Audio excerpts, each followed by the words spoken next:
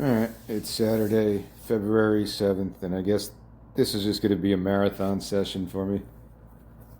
I just did the song 7 and 8, Shaman of the Amazon, and Information Overload. Spoke for over 2 hours about random stuff in my head. This is a song that's number 9, Emotionless Emotions. And it's basically the end of this story. Um, it, it seems a little cheesy when I think of it now, but I'm not sure if it's going to stay like this.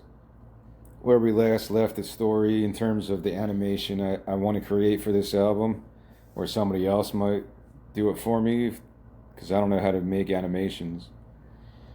I can draw the stuff, like storyboard it, which I plan to do, and I started doing a little, but for this and make it into like a graphic. It's not really a graphic novel. It's just another one of my attempts to draw stuff and form a story around it. Right now, it looks more like a children's book again, because I'm not the greatest technical drawer. I'm not very technically gifted when it comes to drawing anything.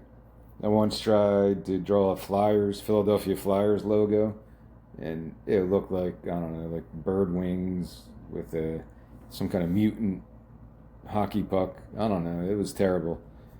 So I'm not very good at that. But in terms of an animation for this song, it's song number 9. So we're close to the end of this. And this song really is the last chapter of this story.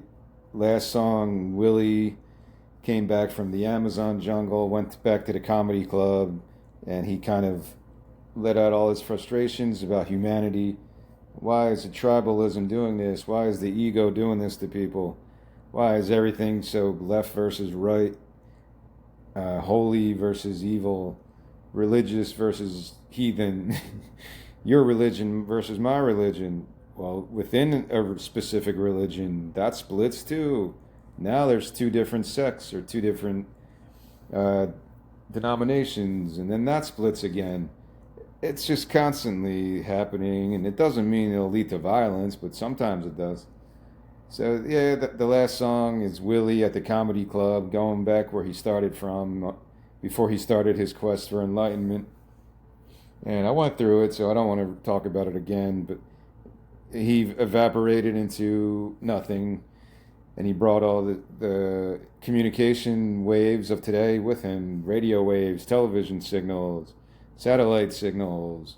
All that stuff got sucked into the void with Willie, wherever he ended up in the universe, in the metaverse, whatever.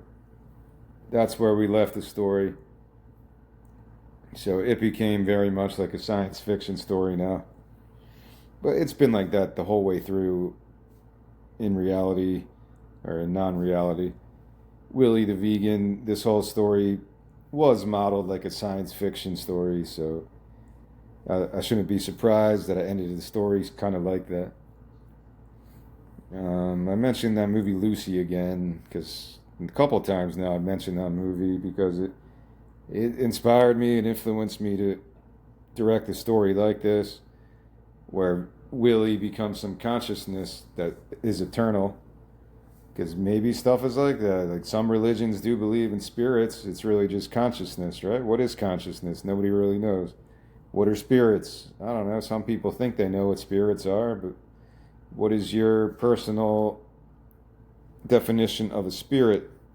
Good spirits, bad spirits, evil, gentle guiders like angels, angelic guides through life, or demons. I was just listening to a shamanic podcast of how, I don't know, shamanism evolves with Western traditions and stuff. Because I just said I don't understand it. I didn't have never grew up around it, around healers, tribal shamans, and stuff like that. I just don't understand it. I'm not downplaying it. I don't. I'm agnostic about it. I don't believe or non-believe or don't believe. I don't have opinion. I just respect people's right to practice their beliefs, because that's kind of like what America ideally was supposed to be, a free land to just live in peace and not have to be pressured into anything. That was the beauty of the American experiment from the beginning. It didn't work. Obviously, there was slavery and genocides and a lot of bad stuff, but that's just the path that it went. As a political document, yeah, the Constitution, the Declaration of Independence, it seems like very idealistic stuff, and I love that stuff as a kid. The American Revolution, I still love that stuff. I'm going to go to the library in my town, Burlington County Library, later this month. They're having free classes about the Constitution because I'm 44 years old and I still don't really understand a lot of the stuff in there. I'm not a lawyer. Legal terminology is very difficult for me. Don't get me started with medical terminology. It's all Latin, Greek, and crazy stuff. Um, Recently, I had to go through a bunch of medical terms, and it was basically like learning a different language, putting the root, the prefix, and the suffix together to form medical disorders and types of therapy. Like, I guess you just get used to it as you work in the medical field. But yeah, legal language, that type of jargon, whatever you call it, it's very tedious and it's hard to get through. I tried to read the Federalist Papers once. Even reading the Constitution, getting through all the amendments, it's very difficult reading. So I'm going to go check out this class. It's a free class at the Burlington County Library in Jersey, New Jersey, and it's just about the Constitution in 4 classes or something. Not that I've never read it in school. Like, I was a political science student, so I did read it at some point, but if you don't keep up with it, you just kind of lose the understanding and stuff. I don't know. I couldn't name all the Bill of Rights or the amendments. I couldn't do that. And that's kind of sad to live in this country for 40 some years and I still want to be able to recite that stuff. I know like the First Amendment, Second Amendment, and like the 14th, I think ended slavery. That's as far as I go, man. Like, that's sad on my part. I don't even know who the vice president was with Trump. I don't. I still don't really know his name. I forget his name again. But yeah, that was purposeful. I didn't want to know anything about politics from 2020 on, I guess. But yeah, why am I talking about this? I don't know. Why am I bringing up the Constitution and stuff? Um, Maybe this song. It's titled "Emotionless Emotions," so maybe it's trying to refocus my attention towards the logical side of my brain, rational stuff, compromise, because that leads to security, and security leads to a more happy life. If you know where your paycheck's coming from every 2 weeks, every week, every month, you know where your food's coming from, you know, blah, blah, blah. If you have kids, they're secure in their school. If you have older people that live at like retirement centers, like, yeah, you want to have stability and security in life, and it's very hard to do. And it's especially hard if you watch the news or other stuff that's constantly trying to bring panic into your life. So that's kind of what I said related to the information overload, why I don't watch the news anymore. I don't follow politics. There's an organization called Results, and I like it. I did a Zoom meeting last week or 2 weeks ago with one of the um, guides or leaders in Colorado. It was like a Zoom call. And she was explaining about the SNAP benefits and how you can get involved by writing your editor and writing to your Congress people. And I agree with that stuff. Like, I think people should, who need help, deserve, or maybe deserve isn't the right word.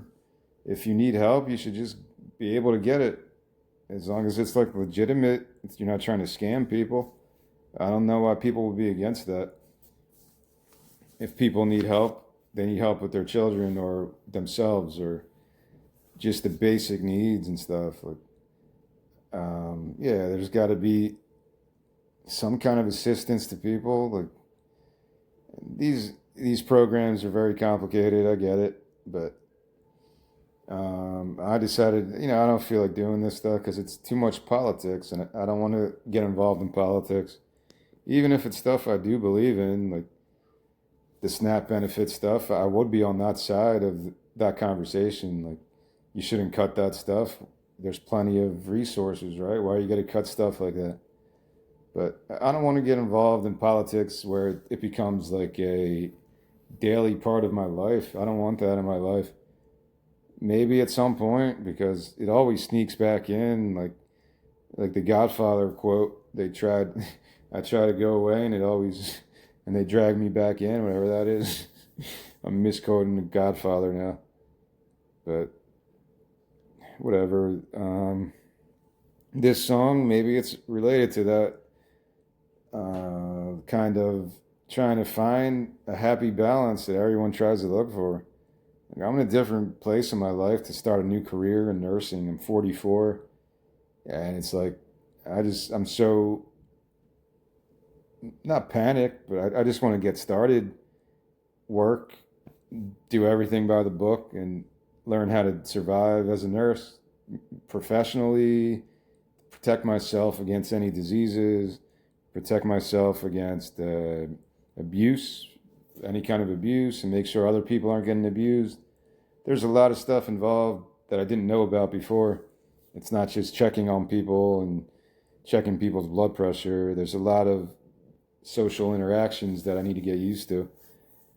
And I'm just relying on the logical side of my brain instead of the creative side, which maybe is stronger within me.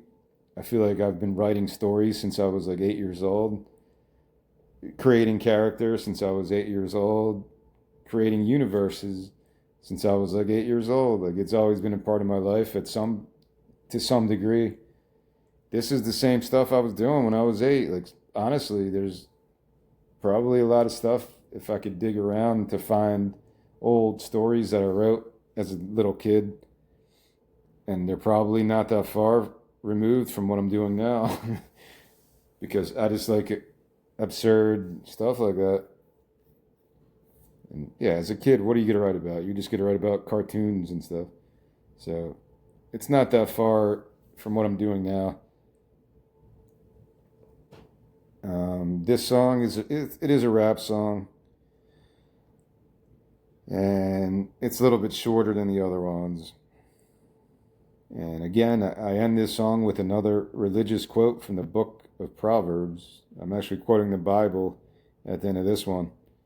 So I keep saying this is science fiction, but even in science fiction, there's always like some kind of social metaphor, whether it's religion or criminal justice or legal issues, racism. Twilight Zone, pretty much, right? That was the the highest level of science fiction, a lot of people would say, even though it was from a long time ago. The Twilight Zone's probably considered like such a masterpiece of writing, and they wrote a lot of episodes, man. And yeah, I'm a fan. Like, I'm not a fan that would be able to name episodes. I'm not that big of a fan, but I watched a lot of the episodes over the last few years. I've watched a lot. I bought some seasons off of Amazon, and I always point to the one I wrote about it in my book too. The young Robert Redford. He was in a Twilight Zone episode where this old woman was about to die. Speaking of the nursing stuff that I'm studying right now, the last chapter I just read was all about hospice care and how to deal with people approaching death. And I actually think I'd be kind of good at that because I feel like I can control my emotions when it comes to being in situations like that. I feel like I can be professional, not lie to people or make people feel overly emotional. But again, I've never had to deal with that before. I don't like going to funerals. I hate funerals because you never know what to say to people. And it's just uncomfortable and awkward. So as a nurse assistant in a hospice care place would be a lot to learn for me. Anyone really.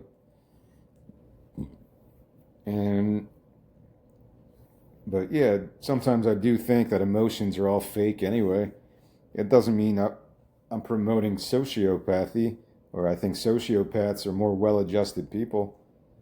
It's different. Emotions are a lot of times they're just your ego playing tricks on you because it's a lot of time it's about yourself. You feel like you self-defensive and stuff like that. There's defense mechanisms that are actually in my nursing book too, to learn about human behavior and the stages of grief, all that stuff.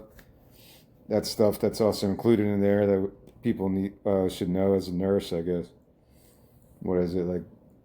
Anger, denial, bargaining, something else, and then acceptance. There's 5 stages of death, stuff like that. And then there's the Maslow, right? Maslow, like how your physiological needs, that was in there. So nursing is not just about the physical stuff. Yeah, Maslow's hierarchy of needs is pretty interesting. Like, and there's different psychological additions to that of certain needs have to be met first, and then you could deal with the other stuff. Yeah, there's probably some subjective nature to this stuff.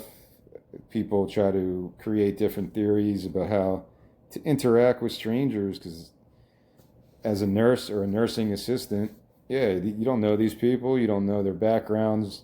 A lot of times you might not be familiar with their culture, so you just have to learn very quickly, I guess. I guess that kind of plays into this. Like, you have to rely more on your logic than other parts of your thought process or your interaction with other human beings. Because sometimes I do feel like I have terrible, maybe not communication skills, maybe that too, I guess, but maybe like social skills. Because for so long I was living like a hermit. 5 years, I pretty much never left my apartment for 5 years, from 2021 till the end of 2025. I barely left my apartment besides getting food. So I lived like a hermit, straight up. I didn't have a car. I walked everywhere. And I barely left my town. Like, I just went to get food once a week, and that's about the only interaction with people I had. And even that, I barely talked to anyone. I would just go to Aldi, get my food, in and out in 10 minutes. And that was my whole outside life. So, yeah, it's tough to turn the complete opposite degree. Volunteer work started me on that path, donating blood in October of 2025. That was the first thing I really did. And then I just kept trying to say yes to things. Some of them worked, some of them didn't. But now I'm saying yes to this nursing thing to see how I could be most effective and just learn the ropes. Because yeah, I don't know if it's normal for somebody my age to get into a new field like that, but I don't feel like I'm 40. I still feel like I'm pretty young and immature. So yeah, I still feel like a kid sometimes. Probably going back to that, yeah, I'm doing the same thing, same type of creativity that I had when I was 8 years old, like I said. And maybe that's the general blueprint of where these thoughts are coming from. I came up with the chorus to this one very early on. It's actually based on lions and tigers and bears, oh my, like that from The Wizard of Oz. I'll just get right to the song because I don't feel like making this an hour long thing. I don't think I have much to talk about. Well, the story, this is the song that ends the story, really. I was going to say Willie the Vegan, now his consciousness is in the metaverse and he forms like some kind of a social media site. His consciousness becomes that. Or his consciousness becomes like some artificial intelligence. His consciousness becomes an artificial intelligence to guide people towards enlightenment on the internet or something. I'm not really sure what I want to do yet, to be honest. I don't know the best way to end this story. Maybe it just ends from the last song and he's just floating around the metaverse now, trying to make sense of things there. There's Black Mirror episodes that explore that consciousness transfer. Either when you're living or dead, you can transfer your consciousness to other vessels, or that show Upload on Amazon. You could transfer your consciousness to different afterlives. There's some crazy stuff like that. That's pretty cool, science fiction wise. So I don't want to copy stuff. I'm not really sure what I want to do specifically.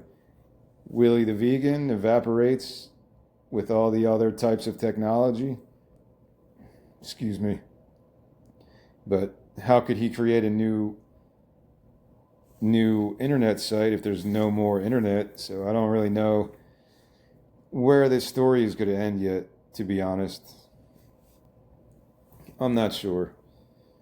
If he evaporates into thin air and he leaves Earth, I, I would probably just have him floating back to his home planet, wherever that is in the universe. He would just float away into space, and he's leaving Earth to do it again, like almost like the Matrix. Now the Earth has to form a different simulation, a new paradigm to not divide people so widely or so narrowly, really.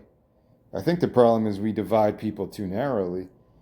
It's fine to have different heritages and embrace Black History Month or embrace different cultures from time to time. Puerto Rican Day Parade, the gay parade, even when it comes to sexuality and stuff. There's nothing wrong with celebrating that stuff. Italian people have like different festivals throughout the year, usually going along with some church stuff. And I don't know, what other examples can I really use? Well, even the Olympics is kind of like that. It's kind of like a global festival, right? But where am I going? I'm losing my train of thought again. So he's kind of providing Earth with a new simulation. All these things were just to test humanity, to see how we handle these tools and see if we can unite each other and not have these narrow barriers of, well, you believe that. Well, I believe 99% of that, but that 1% means you're my enemy. And I'm just speaking from what I see on television because I don't know anyone like that. I think people are usually not like that. But maybe that's just what I want to believe. I could travel anywhere. I could go to Iran. I could go to Venezuela. Like that Kurt Kaz guy, I just watched him on YouTube. That he just travels everywhere. He goes to Cuba. He went to Iraq. He went to like New Zealand and Trinidad, maybe, or one of those islands. And yeah, he's got no fear just to approach people, be respectful, and just get involved with different cultures. And he's so pretty easy to, for him, it's easy. He just is comfortable around everyone, and he's not afraid of other people. I don't know if I could be like that. I always think like other people will hate Americans or something because of something happened 50 years ago, or some policy that I don't even know about. So it's like, I don't know. There's a lot of weird things like that creeps into your head to be paranoid of the other. Maybe all these themes are in this song. But basically, I think that's how I'm going to end this story. Willie the Vegan. So you're with me right now as I'm ending my story because I don't really know what else to do. Willie the Vegan, he evaporates into thin air. His body is just gone. His consciousness goes back into some stardust and he travels back to his home planet because it's really just some alien consciousness sent to Earth to study the human condition. And it's up to humanity to provide a new beginning or a new paradigm to just stop dividing each other up by these very, very detailed and almost ignorantly narrow modes of identification because it's not cool. That's the end of that story. It's just not cool, man.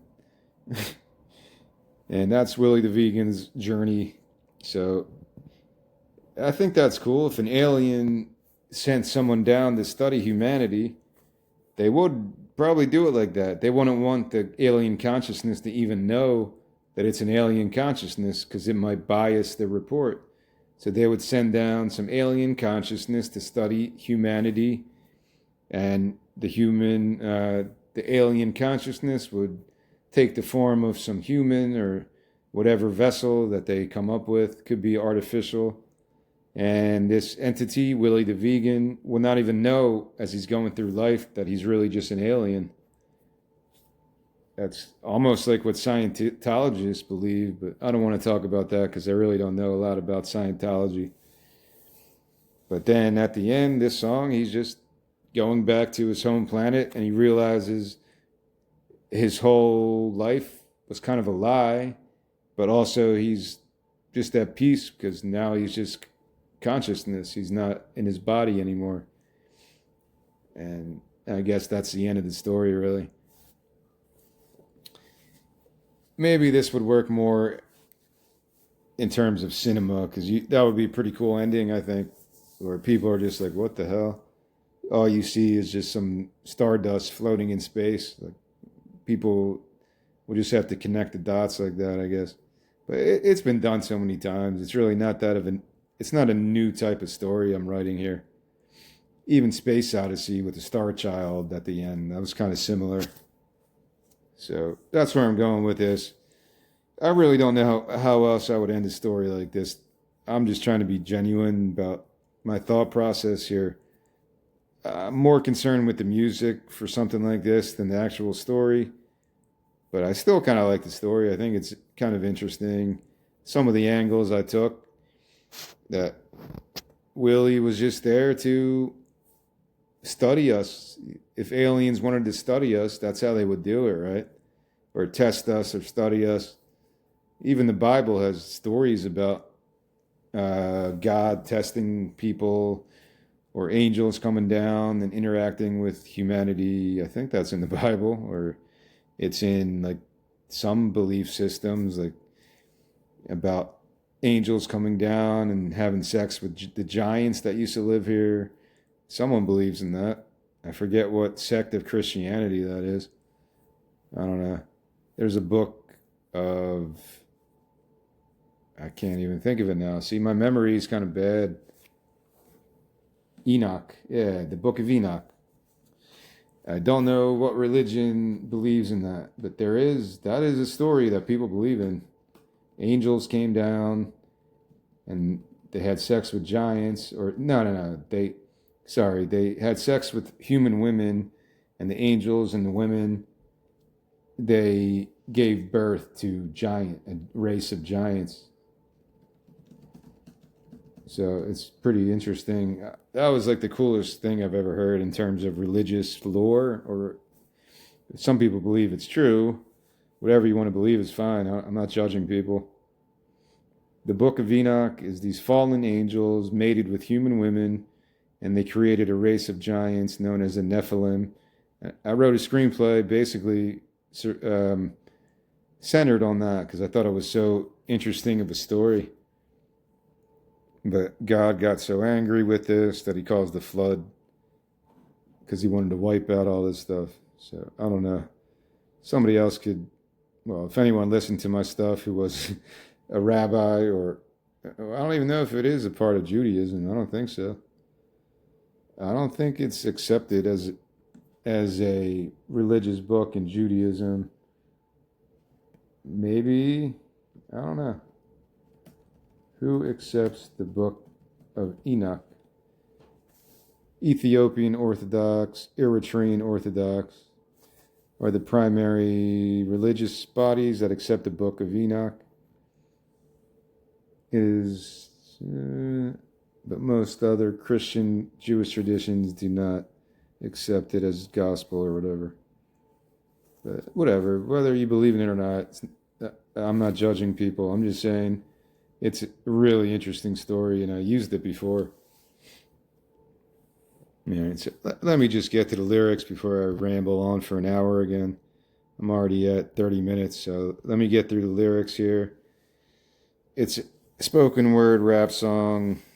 and it would be kind of a mellow type of feel, I think, kind of spacey, because if this is showing Willie floating in space, then it would be kind of a spacey song, I think. And that works on for me on those two different levels. So that's what I would kind of want to create, some ambient, spacey, even electronic type of feeling. Maybe even like an effect on the vocals of this. Verse one, lose your mind too many times, you eventually won't need one anymore. When thinking is a chore, meditate to warp the core. Eeny meeny, ring around, London bridges thawing out, plagues and sawtooth, poltergeist, no moral to pluck, no marrow to heist. Lose your mind too many times, you might not even want it to be found. Gnarl sang of the crazy eyes to unite the lunatics unbound, self-absorbed by cutting cords, with the cornerstone safe when swarmed. Cure the compass, dull the dice, chart the wormholed paradise. There's the worm imagery again. I don't even know I used that again. Maybe there's a theme of worms throughout this album. When you get to the chorus, like I said, it's just the melody of lions and tigers and bears, oh my. So cameras and mics in the bathroom, oh my. Cover the mirror with gauze, oh my. Speak it aloud and be printed, oh my. Just what is a real identity, oh my. So you kind of go through that. Say it a little bit cooler than I just did it. Cameras and mics in the bathroom, oh my. Cover the mirror with gauze, oh my. Speak it aloud and be printed, oh my. Just what is a real identity, oh my. That's the chorus, the hook, whatever you want to call it. And it's kind of a short song. The verses aren't very long. This is kind of the closing meditation, I guess. Verse 2, lose your mind too many times, you might finally tame the light. Celebrate impertinence, permanent to birth the fight. Bootleg the countryside if the dude humbly abides from high water or hell hollowed. Catch the sermon for the spite. Webbed consciousness traps emotionless war cries. Lose your mind too many times, your image starts to fade like a Marty McFly by the muzzle or the blade. Days blend to mend the fence and risk the rest to stage the shade. In the new dark age, logic won't be worth the price to complain. But the stoic face will needle the drama to eliminate the brave towards that wormhole paradise once again. Once again. Maybe I'll say that weird. But the stoic face will needle the drama to eliminate the brave towards that wormhole paradise once again. Towards that wormhole paradise all the same. I just like rhyming the last phrases. All the same. Yeah, so that's the whole song pretty much. There's a reoccurring line, lose your mind too many times. You eventually won't need it anymore. Lose your mind too many times, you might not even want it to be found. Lose your mind too many times, you might finally tame the light. Lose your mind too many times, your image starts to fade. Like a Marty McFly in that picture in Back to the Future. So maybe that's the reoccurring theme here. Or sometimes you think you're losing your mind, but really you're just going through a life change. So just go with it. Don't really worry about it too much. Because what does that really mean? Is it normal to have certain aspects of society that we have right now? If you just go along with it, is that better? Or is it better to be like, man, this stuff's crazy? Whatever you believe in, I don't know. People say you got to keep it real, keep it 100. Whatever people say now, there's probably a new phrase that people use, but I'm not very hip to that stuff. But if you want to keep it real, you have to keep it real. And if it feels like you're losing your mind, just go with it. Eventually, something will hopefully come into the light, right? And if you feel like you're doing that every day, then well, that's your new normal. Just go with it. Everyone's kind of eccentric to some level. I always said that from a long time. Everyone's a little bit bipolar. Everyone has mood swings. Everyone does this because it's just a part of being a human being. There's crazy stuff that goes on externally and internally, and you just learn to manage it as you get older. It doesn't mean we're better today or we're worse today than we were 100 years ago. It just means that's the human condition, man. You know, just learn to deal with your own journey and try not to really tread on other people's journeys. Like, maybe that's the problem with religion to some degree, that it's always trying to convert new people, grow population or grow its numbers, and sometimes it can get kind of aggressive in those, any political movement, not just religion, any political movement. It could get aggressive as it tries to become more dominant to create the new paradigm for the new generation or create an old paradigm. Not everything goes forward. Sometimes people look to the past and they want to go backward. Maybe, I'm not even saying which way is better. There's stuff probably that's better in the old fashioned way. Farming your own food. I would love to do that. It's harder work and it's more risky. What if you have a bad harvest and there's no Walmart down the road? Then you're kind of screwed for the winter time, but whatever. Maybe you have a friendly neighbor who gives you some food. I don't know, man. I didn't live in the Depression era. I didn't live in countries that people live in today where they have to look for food every day. I don't know what that's like. Food insecurity, shelter. I don't know what that's like. Not throughout the majority of my life. It was never an issue for me. But I know there's people even in where I live in southern New Jersey or Philadelphia or parts of other East Coast regions that have those problems, that don't know where they're getting food from and stuff. That's the cool thing about volunteering. I learned about the Trenton Soup Kitchen and places like that. The Trenton area soup kitchen in Trenton, that they do food trucks and they have an indoor community cafeteria where they feed people for free. It's pretty amazing. And they feed like, I don't know, 300 to, I forget the number, but they feed a lot of people every day. So places like that are just, very, very, maybe more needed now than in the past because things have been cut in terms of government assistance and stuff. And yeah, I don't want to get too much into political stuff that I don't know enough about.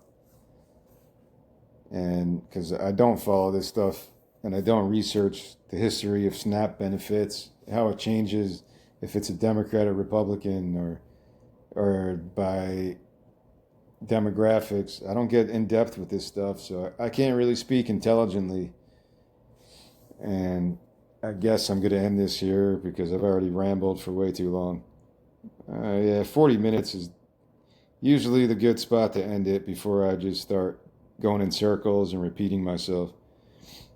If I make a playlist for this one, I really don't know what it was influenced by. What it was influenced by, I don't know. Some kind of rap song. I don't really know. I really honestly wouldn't know what to put for this one, so I might just not do that. Or I'll just put like the Wizard of Oz tribute because the Wizard of Oz, it's still in my top 5 movies of all time. Just because when I was a kid, that was the one movie I always watched every year. I remember being really little, watching The Wizard of Oz, and then just being so freaked out by the Wicked Witch and the flying monkeys. And yeah, that stuff freaked me out like crazy. I'm talking when I was like 4 or 5 years old. But I always remember watching The Wizard of Oz. It was like a yearly tradition to watch that movie. And it just always captured my imagination when the black and white turns to color and the music in that. And then in high school, one of the teachers explained how The Wizard of Oz was really about the Federal Reserve and the gold standard. Every character represented something. The Tin Man was like the factory workers. The Scarecrow was like some symbolism for a politician or something, or the Lion maybe was, or one of them was like the newspaper mogul. Yeah, but it was kind of about the East versus West in terms of getting off the gold standard, the Federal Reserve, because it was around that time. There's a lot of political undertones, which I think I mentioned before in The Wizard of Oz. So it's still one of my favorite movies because it has so many different levels of interpretation. I never got into the Wicked movies. I never watched it or the musicals. I didn't really have a desire to expose myself to Wicked or the new Wicked. I just never got into it. I might love it. I just like Hamilton. I never saw Hamilton. Everyone said it was like the most amazing thing ever. I don't really keep up to date with musical stuff, but I probably would enjoy it. But all right, that's all I got for this one. I'm gonna try to go real fast in the next recording and talk about the last song. And yeah, that's all.